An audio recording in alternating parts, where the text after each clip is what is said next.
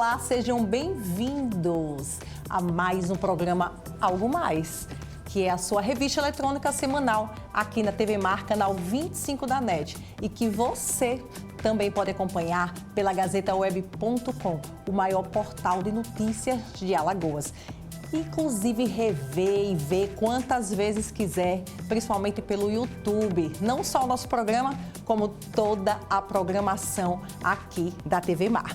Bom, gente, hoje no quadro Viver Melhor, o gerontólogo Francisco Silvestre traz um convidado, que é o doutor Edmilson Veras, que vem falar sobre a expectativa de vida do alagoano. Mas logo em seguida nós vamos estar recebendo a psicóloga Marília Costa, que vem lançar assim um desafio incrível para vocês, que é o detox digital. Que tal, hein? Passar um dia sem o celular. O que é que vocês acham? Aguardem. E para finalizar, nós vamos estar acompanhando um lindo desfile da loja Caramelo, onde a Caroline ela vem falar para a gente sobre qual é a roupa adequada para que esse público, né, tão especial use, principalmente aí nesse calorão que está fazendo na nossa cidade. Então fiquem comigo, porque tudo isso e muito mais vocês assistem aqui, porque Algo Mais está no ar.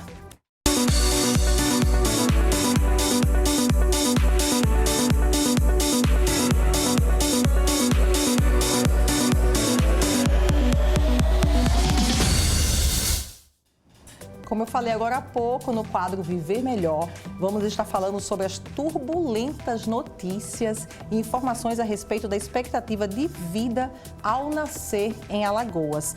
E teremos como convidado o professor e doutor Edmilson Veras, além, é claro, do gerontólogo Francisco Silvestre. Boa tarde, sejam bem-vindos.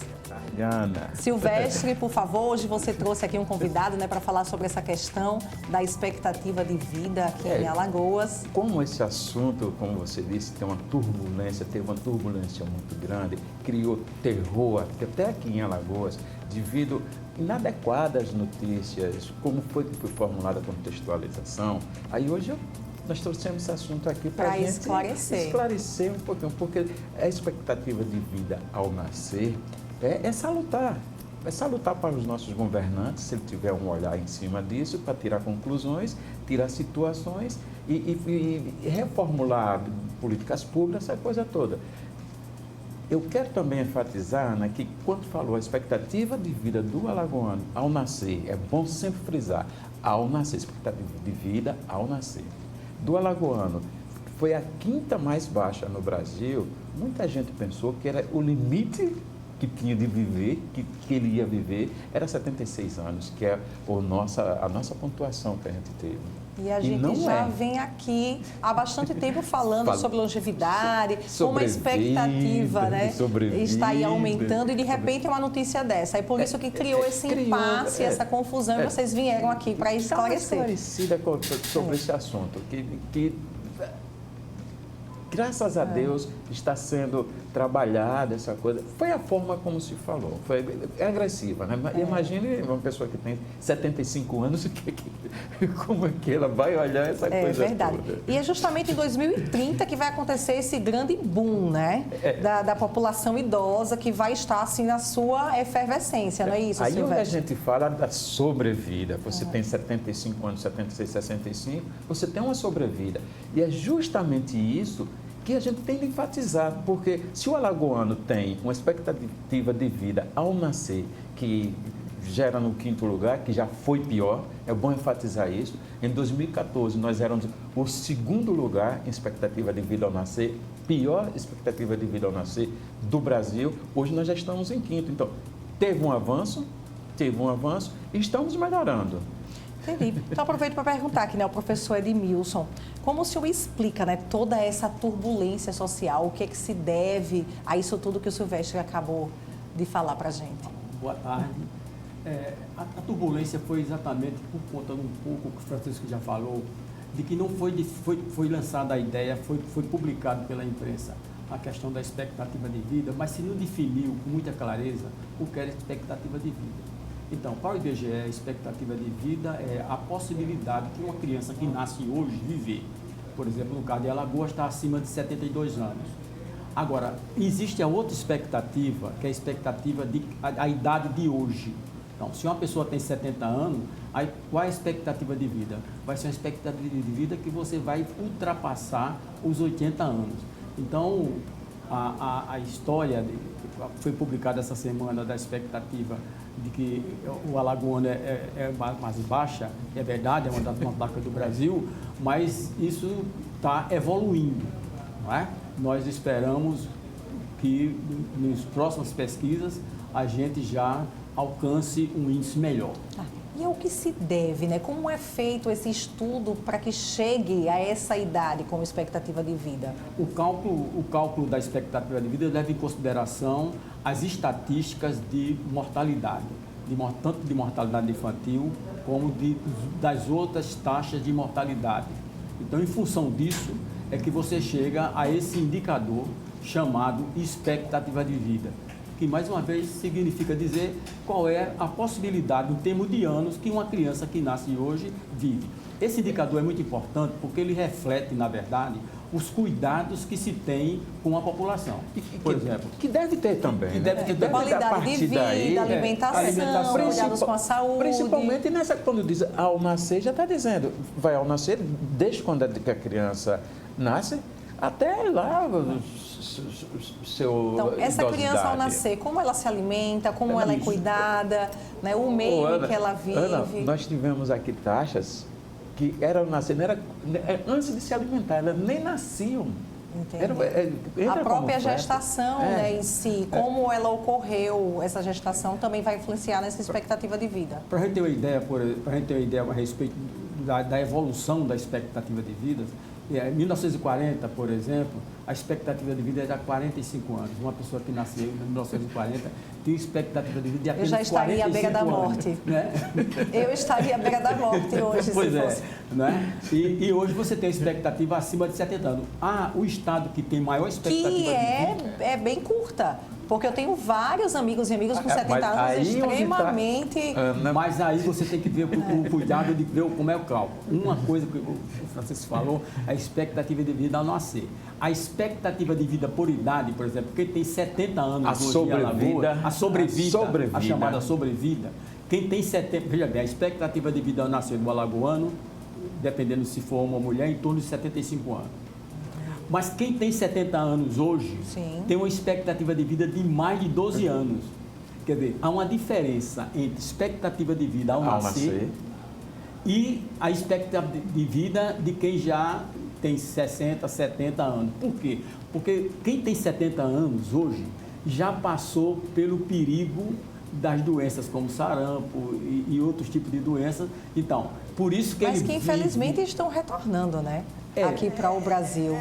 Ana, como ele está falando, esse tempo que você vai viver depois que você entra, vamos dizer assim, na fase de idoso, tem algumas garantias que o governo federal deu, problema das vacinas, que o governo federal, o governo estadual também oferece, que em Alagoas nós temos uma sobrevida bem salutar, bem gostosa, mas devido à ousadia dos idosos. Entendi. Entendeu? Dos idosos. E que talvez não seja mais. A grande maioria.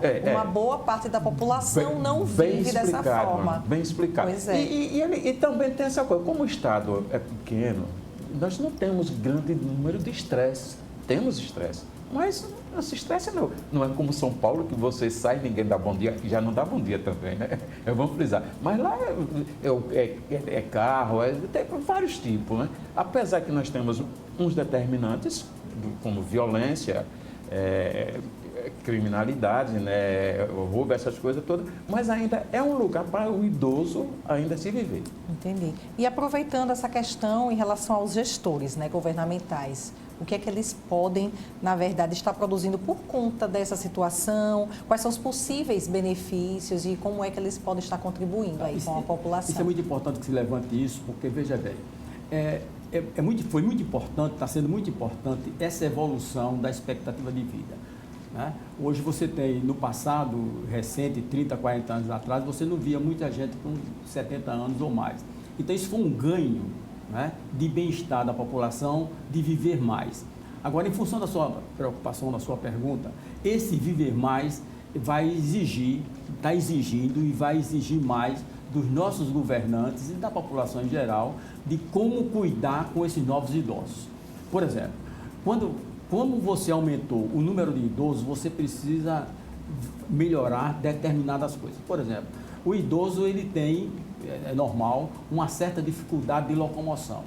As cidades do Brasil, não é só o caso de Alagoas, elas não estão preparadas, né, para que o idoso tenha a questão da mobilidade. Por exemplo, mobilidade. nós não temos calçada. E a calçada é fundamental para a locomoção do idoso. Os outros cuidados, o lazer, por exemplo. A própria estrutura hoteleira, tem vários hotéis, inclusive, que são muitas escadas, muitos degraus. Isso. Então você tem, por exemplo, outra coisa, a questão da assistência médica. Então o idoso, ele precisa de um acompanhamento, né, mais permanente, mais contínuo da assistência médica. A outra coisa que pouca gente leva em consideração com relação ao idoso é a necessidade que o idoso tem, né, do lazer, sim, a necessidade de conversar, a necessidade de ter pessoas que possam ouvi-lo. Não é? Então, o idoso não é aquela história que no passado ficar isolado, ficar no quarto, ficar preso em casa. Ele tem necessidades especiais não só em termos de locomoção, mas é justamente por isso que está se vivendo mais. Se for para ser como era antes, porque isso adoece também. Claro, né? claro. Essa falta da escuta, essa falta dele estar interagindo com as outras pessoas, isso faz morrer. Isso faz morrer. O que a gente chama, que a gente discute aqui todo dia, a síndrome da caverna, sim, né? Quando ele se recolhe e tem um apoio familiar. Então, aí... Teve um vídeo que eu assisti recentemente, né, que me encaminharam, onde um oriental, ele falava que tem uma frase que envelhece muito a gente. Eu super curiosa, vou querer saber que frase é essa. E resumindo a história, a frase era, não tenho mais idade para isso. Tipo assim, não tenho mais idade para usar essa roupa, ou não tenho mais idade para fazer esse passeio. Nunca devemos falar, porque isso é algo que envelhece muito. Já pensou? Que interessante. Pode falar. Eu sinto muita falta, por exemplo, de você ver as nossas praças, por exemplo. Então, você chega nas praças, elas estão vazias. Onde as praças poderia ser, inclusive, o local de encontro de idosos. Né? Onde eles pudessem discutir, onde eles pudessem palestrar e assim por diante. Então, você tem, aí é uma crítica que eu faço, não só Alagoas, não só Maceió, né? Mas você não tem um ambiente onde esse idoso, ele possa se divertir, ele possa curtir a sua velhice, né? Ao invés de você ficar em casa preso, né? Mas, doutor Edmilson, nós temos aí uma orla incrível como essa, espaços como o Corredor Vera Arruda, que foi colocado várias mesas para jogos. Talvez os nossos idosos não tenham conhecimento ou estejam se sentindo, como eu falei agora da frase, como se não tivessem mais idade para. Não, ou então você não tem, você vê, por exemplo, para você chegar na praia, você que mora na parte alta da cidade, você tem um problema de locomoção, de transporte coletivo, por exemplo. Então, se você precisar ter um sistema de transporte coletivo que você pudesse fazer com que esses idosos tivessem facilidade de chegar até o local de lazer. Lá na Ponta Verde, você encontra sentado naqueles bancos vários idosos, mas são idosos de lá da Ponta Verde. Que moram ali na Ponta Verde. Não são idosos que moram, por exemplo, no Farol. Então, essa forma, você já tem alguma coisa que melhorou muito, por exemplo, a passagem de ônibus gratuita, etc, etc. Mas, por exemplo, em determinados horários, para um idoso, por exemplo, sair do Tabuleiro dos Martins, sair de Bebedouro, para ir para a Orla Marítima, é uma coisa muito complicada. Eles sozinhos sair. E isso é preciso que se leve em consideração esse aspecto. Como é que eu posso fazer com uma cidade como Maceió, que tem uma possibilidade de ofertar praias, etc., você possa beneficiar essa pessoa mais idosa. Que tem limitações, né? Essas pessoas têm limitações. Por exemplo, você entrar no ônibus, uma coisa é você entrar, uma pessoa de 20 anos, 25 anos, 30 anos, entrar no ônibus. Mas um idoso entrar no ônibus às 6 horas da noite, é extremamente complicado. O ônibus lotado, ele geralmente tem uma bengala, geralmente. Então fica difícil. E a cidade não está preparando, não está se preparando para... O senhor está certo mesmo. Eu já presenciei alguns casos, como eu falei, eu tenho amigas nessa idade de 70, 80 anos e que utilizam o transporte público e já reclamaram muitas vezes de estar subindo no ônibus, o motorista não ter paciência, arrancar né, com o ônibus. E imagina, levar uma queda, né, causa um acidente e às vezes fica até com medo de usar o transporte, então fica na caverna, acaba não aproveitando. Eu queria voltar a um aspecto, você, logo no início do programa você falou. A explosão do idoso daqui a 10 anos, na década de 30. Isso. Então, isso é outra coisa importante. Nós não temos um planejamento adequado para preparar a cidade e preparar as organizações de assistência, etc., para trabalhar com essa população que... Tá a partir de 2030, ela vai atingir mais de 15% da população como um todo. Então, é uma bomba que está para explodir a qualquer momento, né? Com essa multidão, aí vai ser uma multidão de idosos que precisam desses tratamentos especiais. É verdade. Bom, então vamos começar já todos a alertar, né, ter esse alerta ligado para essa questão, o que vamos fazer, não é isso? Nós, a sociedade como todos, governantes também, fica aí essa dica. Vamos nos preparar, temos 10 anos para nos preparar para essa quantidade grande de idosos que vamos ter aqui na cidade e aqui no estado. É pouco. Muito pouco. É pouco. Então precisa ser tudo resolvido muito rápido. Até porque quando você, um vereador ou um deputado, cria uma lei, faz um projeto de lei, passa no mínimo 12 anos. Nós temos lei que tem no mínimo 12 anos aí para vigorar. Por exemplo, ele falou aí numa questão do idoso, que eu estava me lembrando, que tem mais de 15 anos, poxa. Tem mais de 15 anos e não saiu do papel. Mas é aquilo que a gente sempre fala, cabe a nós, né? Não só a mídia, a pessoas que estão aí à frente, como vocês dois, de grupos, né, de idosos, que cobrem, porque a gente precisa cobrar também. Então vamos lá, qual é a câmera que eu posso olhar para falar diretamente? Câmera 2, Josiel. Governantes, sociedade geral, vamos cobrar. Isso é uma questão que a gente deveria estar comemorando, uma quantidade muito grande de pessoas idosas que vão, a expectativa de vida aumentando, que vão estar aqui na nossa cidade, mas que elas precisam receber a assistência correta. Então, vamos cobrar sim. Não só eu, como toda a mídia, Silvestre, gerontólogos, o doutor Edmilson também, estamos aqui cobrando dos nossos governantes, do setor privado também, que pode, inclusive, isso ser uma oportunidade, né, de mercado, não é mesmo? Mas agradeço demais a presença de vocês dois hoje aqui no programa e espero que vocês voltem para que a gente possa continuar cobrando. Obrigada, doutor Edmilson. Muito obrigada, Silvestre. Bom, gente, vou chamar um intervalo, mas fiquem comigo que daqui a pouquinho a gente conversa com a psicóloga Marília Costa sobre o desafio detox digital. Até já!